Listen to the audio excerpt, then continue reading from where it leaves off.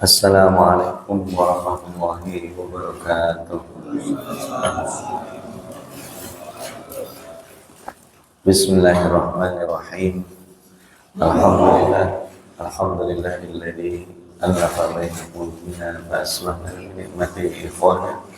Allahumma shalli wa sallim wa barik ala nabiyyina Muhammadin sayyidina Mustafa wa ala alihi wa sahbihi wa man ittaba'a hudana.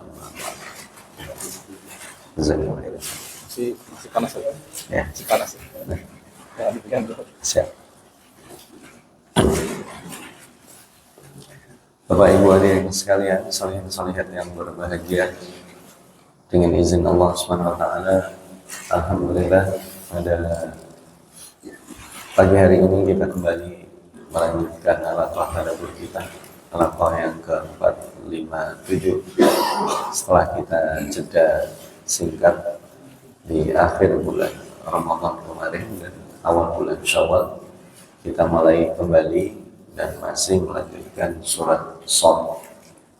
Dalam munasabah yang thayyibah ini saya mengucapkan Idul Mubarak, taqabbalallahu minna wa minkum salihal amal. Mudah-mudahan amal baik kita di bulan Ramadan diterima Allah SWT. Kita bisa istiqomah sepanjang waktu. Bapak Ibu hadirin sekalian, bahasan kita melanjutkan kondisi penduduk neraka. Penduduk neraka digambarkan mereka bertengkar antara pemimpin dan pengikutnya. Kalau kita flashback di halaqah 4547 ini, insya Allah kita akan bahas ayat 62 sampai 83. Di ayat sebelumnya dijelaskan mereka kaget, wah ternyata pengikutnya banyak, dan pengikut yang banyak itu tidak membuat bangga, tapi justru merepotkan karena mereka menuntut. Jadi di dunia ini pengikut banyak digunakan untuk dibangga-banggakan kalau di dunia. Kalau di akhirat, pengikut yang banyak yang mendatangi orang-orang jahat itu untuk menuntut. Nah, mereka lari, mereka berlepas diri. Ibarat investasi bodong, itu ketika dituntut pasti dia kabur, kira-kira gitu. Nah, mereka diprotes juga, dan para pengikutnya itu meminta supaya Allah jatuhkan azab kepada mereka 2 kali lipat, atau minimal lebih dari yang pengikutnya rasakan saat itu. Nah ini digambarkan lagi ketika mereka bukan lagi kebingungan, tapi memang sudah jatuh sejatuh-jatuhnya. Allah gambarkan di ayat 62, A'udzubillahi minasyaitonir rajim. Wa qalu ma lana la nara rijalan kunna na'udduhum minal asyrar attakhadnahum sikhriyan am zaghat anhumul absar. Dan orang-orang yang durhaka, para pemimpin tadi mengatakan, mengapa kami tidak melihat orang-orang yang dahulu di dunia kami anggap orang-orang jahat, orang hina. Asyrar di sini maksudnya orang hina. Dahulu kami mengolok-olok, menjadikan mereka olok-olokan, atau karena penglihatan kami yang tidak melihat mereka. Jadi nanti orang-orang durhaka ini ketika masuk neraka, mereka melihat tuh pengikut-pengikutnya, tapi mereka tidak melihat orang-orang yang dulu mereka hina. Umar, Abu Bakar, Bilal, Suhaib, terutama para budak. Karena ini perkataan Abu Jahal. Al-Qurtubi menyebut secara spesifik. Mari kita bayangkan, kata Al-Qurtubi, Abu Jahal itu nanti bertanya, mana itu Suhaib, orang buangan dari Romawi? Mana itu Bilal, budak dari Ethiopia? Mana itu Salman? Jadi orang-orang yang diolok-olok di dunia itu nggak kelihatan di antara mereka. Kenapa? Ya mereka nggak di neraka, gitu. Jadi Al-Qurtubi menyebutkan beberapa riwayat betapa sakitnya orang-orang yang menjadi pemimpin orang-orang kafir nanti di akhir. Mereka udah dituntut, lalu mereka terbalik. Orang-orang yang dulu dihina itu nggak ada sama mereka di neraka. Ketika ditanya kemana mereka, lah mereka nggak di sini, mereka di surga, udah disebutkan. Dan mari kita bayangkan betapa kasihannya Abu Jahal. Abu Jahal itu anaknya yang laki-laki, anaknya yang perempuan, ya, anaknya yang perempuan masuk Islam, ibunya, istrinya. Al-Walid bin Mughirah juga begitu. Anak-anaknya yang banyak itu lebih dari separuhnya masuk Islam. Bahkan ada yang menjadi panglima besar yang terkenal, Khalid bin Walid. Khalid bin Walid itu panglima hebat, tapi bapaknya itu musuhnya Nabi. Dia rugi, hartanya banyak, anaknya banyak, tapi meninggalnya dalam keadaan ya sedih lah kalau mau dipikir-pikir. Kok aku nggak dibela anakku? Ya jelas karena dia memusuhi Nabi. Nanti di akhirat lebih menyedihkan lagi. Ternyata anggapan mereka salah. Makanya tadi disebut, kok saya nggak melihat mereka. Orang-orang yang dulu saya olok-olok, mana itu? Nah, karena orang-orang yang sekarang memprotes mereka, dulu adalah orang-orang yang menjilat mereka. Orang-orang yang tidak pernah menegur mereka. Orang-orang yang iya-iya aja. Orang-orang yang senang dibagi-bagi uang curiannya, pengaruh sosialnya. Orang-orang yang senang ketika diajak berpesta pora. Orang-orang yang senang ketika terjebak dengan provokasi. Dan nanti di akhirat gitu. Karena ini gambaran yang disampaikan. Saya tadi sebelum kesini baca tafsir Qurtubi itu, Masya Allah, mengerikan sekali. Jadi hidup kita di dunia itu kadang tertipu. Ya, kadang kita melihat orang dari sekali pertemuan, 2 kali pertemuan, atau dari satu sikap kita menilai, padahal salah. Terutama kalau tipuannya itu adalah tipuan menganggap diri kita lebih baik. Maka nanti langsung dari sini akan digambarkan kisah kesombongan yang paling ikonik, yaitu iblis dan Adam nanti setelah ini. Inna dzalika lahaqqun takhasu ahlin nar. Ya. Sungguh yang demikian terjadi, benar-benar terjadi pertengkaran di antara penghuni neraka. Jadi sesama penduduk neraka akan bertengkar, itu pasti. Ya, kalau kita lihat di dunia, para penjahat itu bersatu ketika mereka bertemu pada tujuannya. Tapi nanti ketika tujuannya itu dianggap sudah tercapai, mereka akan pecah kongsi. Pencuri, perampok, apa saja, mungkin koruptor ya. Begitu ada satu orang yang ketahuan, dia nggak mau sendirian, saya udah bagi-bagi, enak aja, yang kena saya sendiri. Dia pasti akan ngajak, ya. Dia pasti akan, ya nggak maulah saya hancur sendiri, saya mau hancur bareng-bareng. Itu di akhirat pun begitu. Bahkan kalau bisa orang yang menyebabkan saya masuk neraka, ya Allah hukum mereka 2 kali lipat. Ya, masing-masing sudah ditentukan. Nah ini gambaran yang kalau kita membayangkan ngeri sekali. Sementara kalau orang baik tidak demikian. Penduduk surga nggak ada yang saling menyalahkan, lapang dadanya. Penduduk surga saling berziarah, lapang dadanya. Penduduk surga saling mendoakan. Penduduk surga salam, damai mereka. Kembalikan penduduk neraka. Maka Allah berikan panduan kepada Nabi Muhammad untuk menjelaskan kepada mereka. Qul, katakan Muhammad, Qul innama ana mundir wa ma min ilahin illallahul wahidul qahar. Katakan Nabi Muhammad, sesungguhnya aku hanya pemberi peringatan, tidak ada Tuhan selain Allah yang Maha Esa, Maha Perkasa. Jadi udah diperingatkan, Nabi Muhammad sudah mengingatkan mereka, bukan sehari 2 hari. innal ladzina kafaru sawa'un 'alaihim a'andzartahum am lam tundirhum la yu'minun. Sama aja hari ini dinasihati, ya keluar telinga kanan, masuk telinga kanan, keluar telinga kiri, istilah kita gitu. Mau dinasihati terang-terangan, disindir, didatangi, mereka sama aja tetap kafir. Ya. Rabbus samawati wal ardi wa ma bainahuma al-azizul ghaffar. Tuhan langit dan bumi, maksudnya pencipta langit dan bumi dan apa yang di antara keduanya, yang maha perkasa, maha pengampun. Qul huwa nabaun azim. Katakanlah itu Al-Qur'an adalah berita besar. Huwa di sini kembali kepada Al-Qur'an. Al-Qur'an itu berita besar, panduan yang besar, terutama menyampaikan sebuah peristiwa besar. Makanya di awal juz 30 itu disebut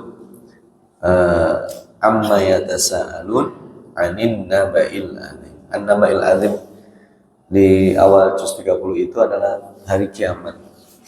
Jadi peristiwa yang paling besar, yang paling berat di akhirat, di hari kiamat. Di dunia berakhir itu hari kiamat. Peristiwa paling besar yang pertama adalah diturunkannya panduan manusia. Jadi ibaratnya hari penting itu dua. Ketika Allah beri kita Al-Quran, itu nikmatnya luar biasa. Dan hari besar kedua itu hari yang menyulitkan, yaitu datangnya hari kiamat. Bukan hari kehancuran ya. Hari kehancuran itu ringan. Hancurnya dunia itu ringan. Yang berat itu hari kiamat. Makanya amma yatasaalun 'anil naba'il azim alladzi hum fihi mukhtalifun. Kalla saya'lam. Itu berat. Hancurnya dunia, tercabutnya gunung-gunung, hancurnya langit dan bumi. Itu memang berat dan menyakitkan, tapi tidak seberapa jika dibandingkan dengan bangkitnya manusia dari kubur. Itu paling berat. Bapak dan Ibu, coba bayangkan gambaran Al-Quran saat kita bangkit itu kita nggak punya apa-apa. Nggak ada handphone, Pak. Ya. Sekarang kan manusia suruh duduk di sini 3 jam, kasih Quran aja, nggak boleh pegang handphone. Wah, itu anak sekarang susah sekali, tersiksa dia. Nggak ada hiburan karena kita terbiasa dengan entertain. Tidak ada lagi orang mengenal kita, tidak ada lagi kita mengenal orang. Oh, itu susah sekali. Berat hari kiamat itu. Makanya An-Naba'ul Azim di sini Allah sebutkan, tapi konteksnya beda. Yang di ayat ini adalah Al-Quran, yang di awal juz 30 adalah hari kiamat. Antum anhu mu'ridun. Yang kamu berpaling darinya, orang-orang kafir itu ya. Maka ada dia min ilmin bil mala'il a'la id yahtasibun. Aku tidak mempunyai pengetahuan sedikit pun tentang al-mala'il a'la, yaitu malaikat, ketika mereka berbantah-bantahan. Nah, ini kita perlu mendudukkan istilah ya, berbantah-bantahannya malaikat.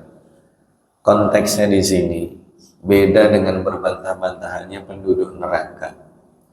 Kalau penduduk neraka tadi saling menyalahkan. Kalau malaikat mencari tahu, beda.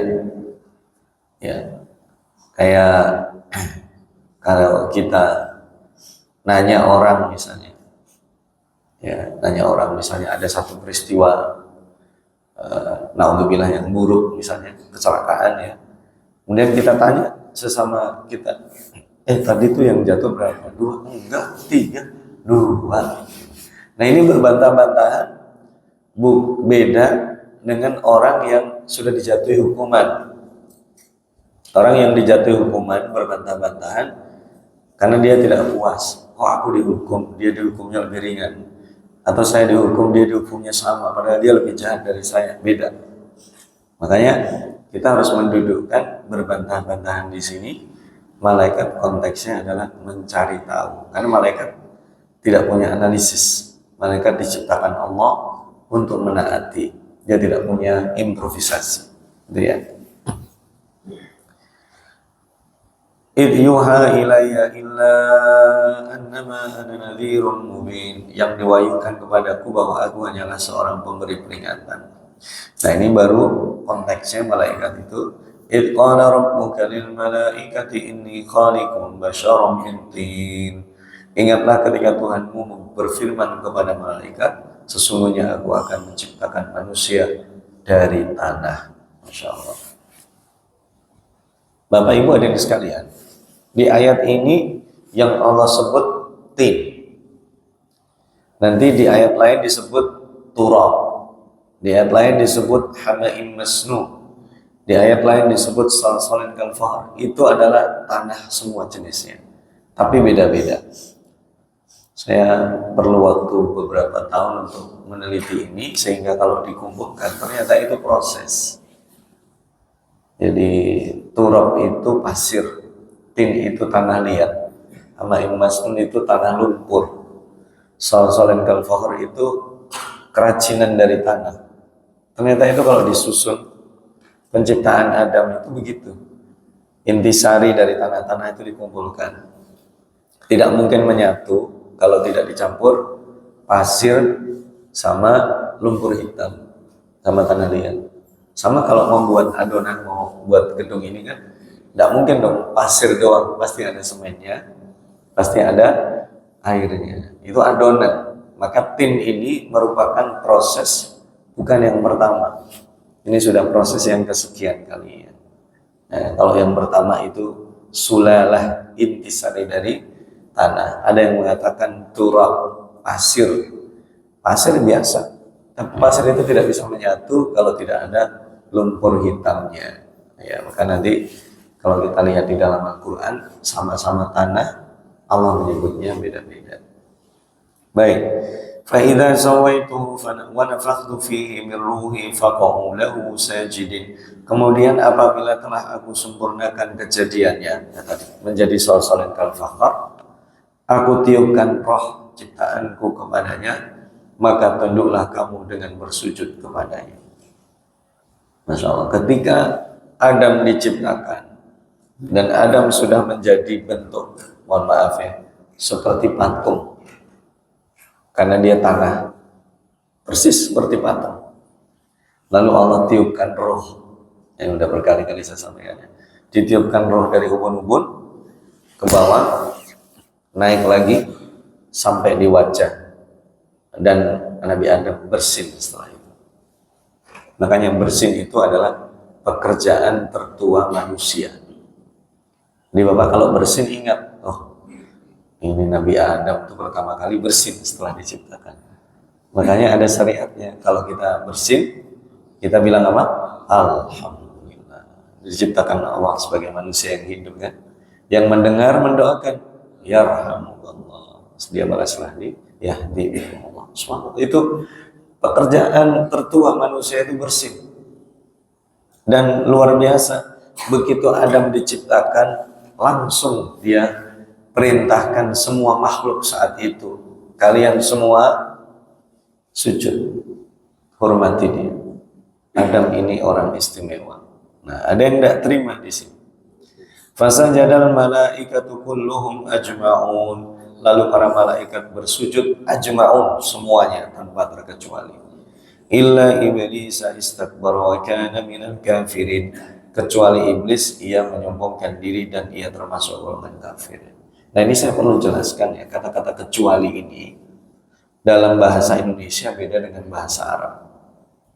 Dalam bahasa Arab itu disebut istisna. Istisna ada dua, muttasil dan munfasil. Muttasil itu mengecualikan jenis yang sama. Kalau munfasil mengecualikan jenis yang beda. Saya kasih contohnya begini. Hari ini siswa semuanya masuk kecuali Ahmad. Nah, berarti Ahmad ini adalah siswa. Ya, pengecualiannya adalah siswa. Jadi kita bayangin misalnya siswa satu kelas 20, 30, 40 orang masuk semua kecuali satu orang siswa. Tapi kalau kemudian kita katakan hari ini semua siswa masuk kecuali gurunya, itu sudah beda. Karena guru itu bukan siswa. Gitu. Itu disebut istisna munfasil. Harusnya kalau dalam susunan supaya tidak membingungkan harus dibedakan.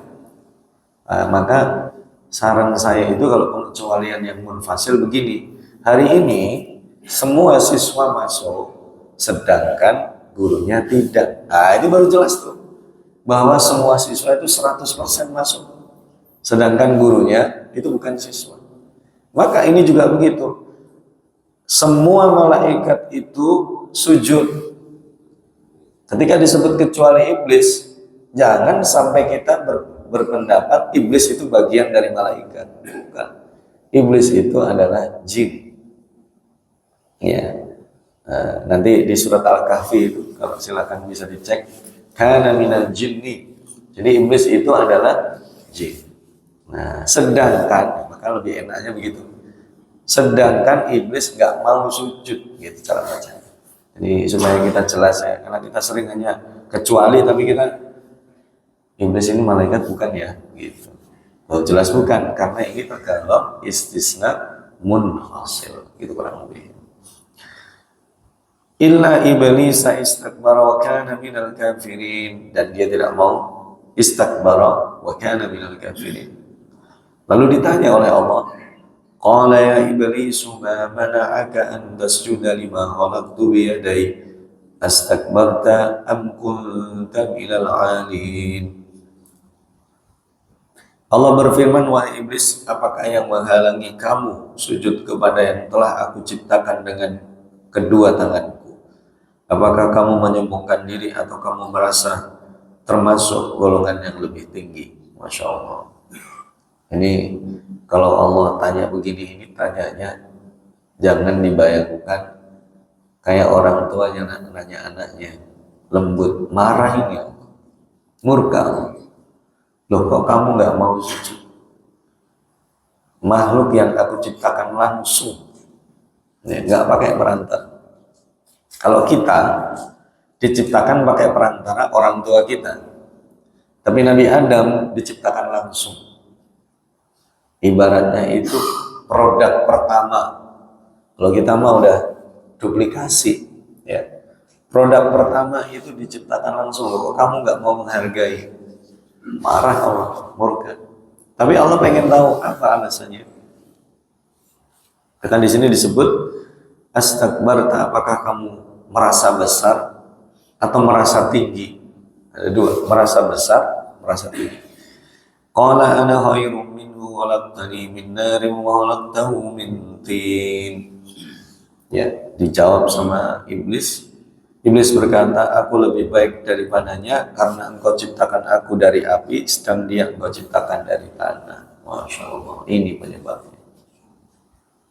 Jadi sombong itu tidak boleh ada pada diri kita. Karena kalau ada, kita mengikuti jejak iblis. Apa itu merasa lebih besar, merasa lebih tinggi? Bedakan saat kita merasa kita mampu. Kita mampu adalah percaya diri, dikasih kemampuan Allah. Tapi ketika kemudian saya lebih baik dari dia, dalam artian menyombongkan diri, itu sudah masuk bab takabur.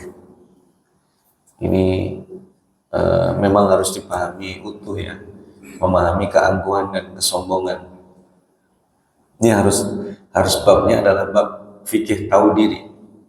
Nah, iblis ini tidak tahu diri dia. Ketika Allah tunjuk Nabi Adam lebih baik, dia tak terima.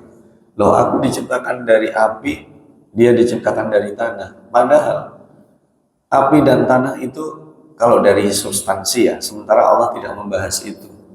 Saya baca Al-Qurtubi, Ibnu Katsir, beberapa tafsir itu menyebutkan tanah itu lebih baik dari api.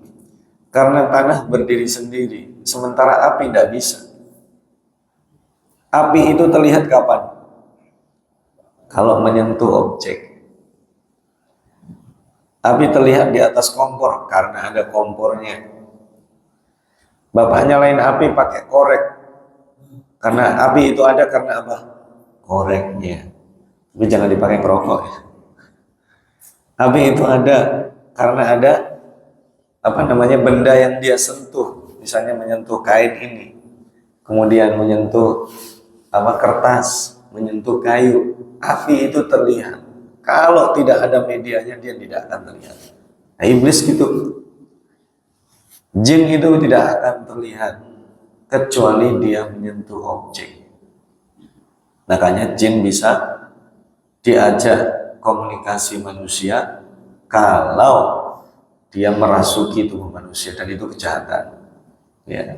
Atau dia menjadi makhluk jadi-jadian, menjadi ular misalnya, atau menjadi anjing, ya. Sehingga jin itu sebenarnya kalau dia mau jujur atau mau merenung, ya tidak imbang. Sementara Nabi Adam diciptakan dari tanah, tanah itu berdiri sendiri, nggak pakai objek. Semua kita bisa melihat tanah. Makanya nanti ciri-ciri manusia diantaranya, kalau kita bicara tentang ciri-ciri fisik, salsalin kalfakhar, kalau ditepuk bunyi. Jadi kalau Bapak ragu melihat orang, ini orang beneran apa enggak, ditepuk. Kalau bunyi, nah ini orang betulan. Karena terlihat berdiri sendiri. Kalau begitu ditepuk nggak ada, nah itu bukan orang pasti. Karena manusia itu berdiri sendiri, dia beda sama makhluk yang lainnya. Dan manusia diberi kecerdasan Allah, bisa menyesuaikan diri. Manusia mau hidup di tempat paling panas bisa. Bapak ngebayangin nggak hidup di apa namanya, di cuaca di atas 50 derajat? Ada itu di Teluk. Kalau udah panas begitu kita nggak bisa gagang mobil gitu ya. Keluar udah enak banget itu, panas. Bisa hidup di minus 50 juga bisa. Manusia senang bisa, susah ya gimana lagi, ya harus bisa kan. Kita kalau lagi sulit, lagi susah ya dijalanin. Manusia mau dikasih pemasukan sebulan berapapun dijalanin. Apalagi kalau dia orang beriman, bisa menyesuaikan diri. Kira-kira nih Bapak kalau dikasih uang 1 M suruh ngabisin, bisa nggak Pak? Ya bisa, manusia. Manusia itu makhluk yang Allah ciptakan available dalam berbagai macam kondisi. Karena itu diangkat oleh Allah sebagai khalifah. Nah, cuman iblis ketika tidak mau tunduk itu, maka Allah langsung laknat. Qala fahruj minha fa innaka rajim. Allah berfirman, kalau begitu keluar kamu dari surga, sesungguhnya kamu adalah makhluk yang terkutuk. Masya Allah, ya Allah marah sekali ini. Wa inna alaika la'nati ila yaumiddin, dan sungguh kutukanku terhadap atasmu sampai hari pembalasan. Masya Allah, terkutuk selama-lamanya. Jadi sombong itu penyakit yang tidak bisa ditolerir. Makanya jangan sampai kita sombong, Bapak. Apa yang kita sombongin? Kita lahir dibantu orang, matinya digotong orang. Nggak ada siapapun kita kalau mati jalan ke kuburannya sendiri, ada? Nggak ada. Ngomong dia bajunya bagus, begitu mati kain kafannya yang beliin di kain masjid. Ya, meskipun dia orang kaya, kain kafannya dibeliin orang. Apa yang mau disombongin? Dia lahir juga ditolong orang. Ya, tidak bisa dia lahir keluar sendiri, langsung jalan sendiri, cari makan sendiri, nggak bisa. Dia bergantung sama orang. Apa yang mau disombongin manusia? Makanya jangan sampai ikut jejak iblis. Nah, iblis itu merasa sombong karena merasa besar dan merasa tinggi. Nah, kita sesama manusia, kalau punya fikih tahu diri, insya Allah tidak sombong.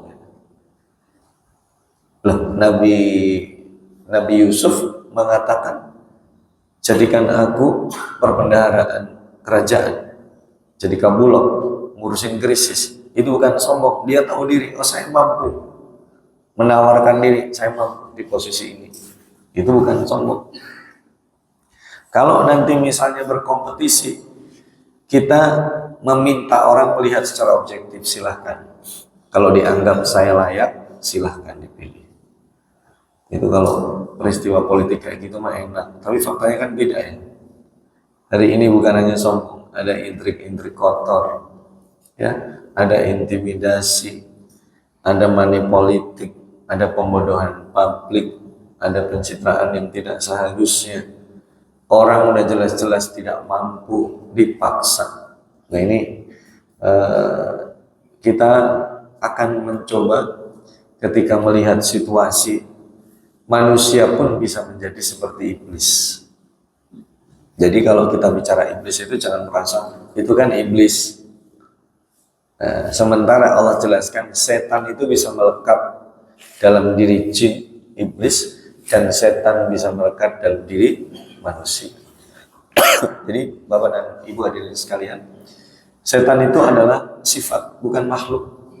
Makhluknya adalah jin, makhluknya adalah manusia. Makanya yang mengganggu kita itu kita harus minta perlindungan. Makanya perbanyak Pak kita baca surat An-Nas. Qul a'udzu birabbin nas, malikin nas, ilahin nas. Kita minta perlindung dari mana? Min syarril waswasil khannas alladzi yuwaswisu fi sudurin nas minal jinnati wan nas. Selamat ya. Nah, tapi iblis naik banding dia. Qala rabbi fa'andirni ila yaumi yub'atsun. Iblis naik banding dia mengatakan, Tuhanku tangguhkan aku sampai pada hari mereka dibangkitkan. Maksudnya iblis ini dia mau nggak mau harus terima dilaknat Allah. Tapi dia naik banding, kalau begitu kasih saya kesempatan hidup sampai hari kiamat. Jadi iblis tidak mati. Jadi matinya kapan? Nanti di hari kiamat. Jadi ingat Bapak Ibu hadirin sekalian, iblis itu masih berkeliaran. Iblis yang menggoda Nabi Adam masih ada sekarang. Jadi jangan tanya saya, di mana orangnya Ustaz? Jangan tanya saya. Orangnya masih ada. Kita tidak tahu dia di mana, tapi orangnya masih ada. Karena dia berjanji apa? Ini saya bacakan ya. Qala fa innaka minal mundarin ila yaumil waqtil ma'lum. Allah berfirman, maka sesungguhnya kamu termasuk golongan yang diberi penangguhan. Jadi penangguhan tahanan bukan hanya dilakukan KPK. Allah pun menerima. Oke? Dikabulkan. Kamu masih bisa hidup sampai hari kiamat ya. Sampai pada hari yang telah ditentukan waktunya, yaitu hari kiamat. Qala fa bi'izzatika la'uwiyannahum ajma'in. Ya, iblis menjawab, demi kemuliaanmu pasti aku akan menyesatkan mereka semua, illa ibadaka minhumul mukhlasin, kecuali hamba-hambamu yang terpilih. Ya. Jadi iblis ini bersumpah. Dia dendam kepada Nabi Adam dan keturunannya akan dia sesatkan, dan dia langsung mulai misia dengan menggoda Nabi Adam. Ini di sini tidak dijelaskan. Nabi Adam digoda, dan teknik menggodanya itu tidak dengan menakut-nakuti. Hati-hati ya, kita kalau ditakut-takuti, insya Allah kuat Pak. Yang sulit itu kalau dihembuskan mimpi-mimpi. Nah itu, iblis itu nggak nakut-nakuti Nabi Adam, tapi didekati dan diprovokasi dengan sesuatu yang indah sekali. Adam, itu ada pohon yang kamu tidak boleh lihat, itu namanya pohon Sajaratul Khuldi wa mulkin la yabla. Ya bahasa kitanya, tapi saya cuma ngasih tahu aja. Nanti percaya nggak percaya serah. Saya ini sahabat, ngasih tahu aja. Nah itu iblis begitu. Makanya nanti di 5 ayat terakhir yang insya Allah nanti kita akan dalami lagi sebelum membahas surat Az-Zumar di pertemuan yang akan datang, menjelaskan bahwa ada ternyata orang-orang yang terhasut. Terhasut bukan oleh kata-kata kasar, boleh dengan intimidasi, tapi dengan tadi bujuk rayu. Karena bahasa iblis la'uwiyannahum. Jadi menyesatkan bukan dengan meneror. Kalau ada orang nakut-nakuti kita, kita udah siap. Kita defense. Tapi ada orang membujuk kita. Mohon maaf. investasi bodong itu dipaksa dengan ancaman atau janji-janji manis? Bapak hadirin sekalian, orang-orang yang menjadi korban investasi bodong itu dipaksa atau dengan janji-janji manis? Kira-kira begitulah. Ya, mudah-mudahan Allah jadikan kita kebal ya, bisa tahu mana bisikan iblis, dan insya Allah nanti kita akan sempurnakan 5 ayat terakhir dari surat Sad sebelum kita masuk surat Az-Zumar. Mudah-mudahan adapun singkat kita pagi ini Bapak dan Ibu bisa lanjutkan. Saya mohon maaf memberikan global saja, tapi saya kasih catatan terakhir bahwa kesombongan itu tidak pernah membawa kebaikan. Kalau kita, mohon maaf, misalnya sholat, zakat, puasa, merasa menjadi orang baik, alhamdulillah. Tapi jangan merasa menjadi lebih baik dari orang lain. Karena yang pertama kebaikan, yang kedua adalah benih-benih kesombongan. Kita belajar nih, pinter, mampu, alhamdulillah. Tapi ketika merasa lebih pintar dari orang lain, itulah ada benih-benih kesombongan. Nabi Musa dicegah oleh Allah. Ketika ditanya, ada nggak orang lebih pintar dari Anda? Dia menjawab dengan pengetahuannya, tidak ada ya Allah. Aku ngomong langsung sama engkau, malaikat standby, ya, dapat wahyu, siapa yang lebih baik? Tapi Allah kasih tahu, ada. Makanya Nabi Musa dicegah supaya tidak naik menjadi orang sombong. Semua para nabi maksum dicegah Allah untuk sombong. Sementara kita, pencegahannya adalah pencegahan yang sifatnya umum. Tentu kita berdoa Allah menjauhkan kita dari sifat sombong. Kita cukupkan hari ini. Kita doakan saudara kita di tempat yang lainnya yang dalam keadaan sakit mudah disembuhkan, dalam keadaan musibah, terutama yang kemarin gugur ya, 3 TNI yang gugur menjalankan tugasnya di Lebanon Selatan. Kita doakan gugurnya mereka dari syahid dan orang-orang jahat yang melakukan pembunuhan terhadap mereka. Mudah-mudahan Allah balas baik di dunia maupun di akhirat.